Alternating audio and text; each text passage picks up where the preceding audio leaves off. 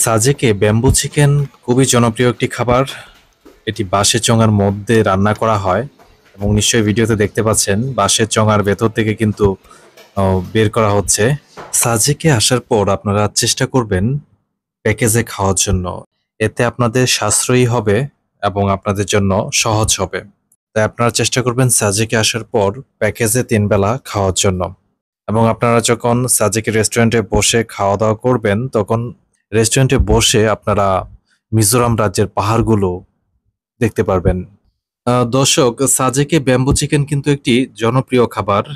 এটি কিন্তু বাঁশের চুঙার মধ্যে রান্না করা হয়, যা এখানকার একটি ঐতিহ্যবাহী পদ্ধতি।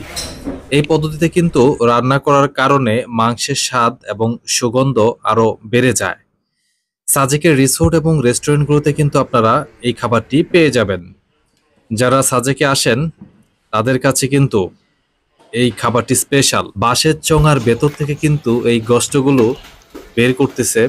দর্শক, ভিডিওতে দেখতে পাচ্ছেন নিশ্চয়ই খাবারটি পরিবেশন করতেছে। স্থানীয় মশলা এবং রান্নার পদ্ধতির কারণে কিন্তু এর স্বাদ অনন্য। সাজেকে ভ্রমণে আসা পর্যটকদের কাছে কিন্তু এটি একটি বিশেষ আকর্ষণ। আপনি যদি সাজেকে ভ্রমণ করেন বা আসেন তাহলে ব্যাম্বু চিকেন অবশ্যই ছেঁকে দেখতে পারেন।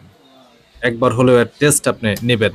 এবং যে দেখতে পাচ্ছেন হলুদ হলুদ আমি মুখে খাচ্ছি নিয়ে, এগুলা কিন্তু বাঁশ। এখানে কিন্তু বাঁশের একটি তরকারি কিন্তু পাওয়া যায়। এখানকার রেস্টুরেন্টগুলোতে কিন্তু বাঁশের একটি মজাদার তরকারি তারা রান্না করে থাকেন তাদের স্থানীয় মশলা দিয়ে। তো আপনারা ওই তরকারিটিও ট্রাই করতে পারেন। ভিডিওতে নিশ্চয়ই দেখতে পাচ্ছেন বাঁশ দিয়ে তৈরি করা একটি তরকারি। তো আপনারা নিশ্চয়ই দেখতে পাচ্ছেন বাঁশের তরকারিটা আমি খাচ্ছি।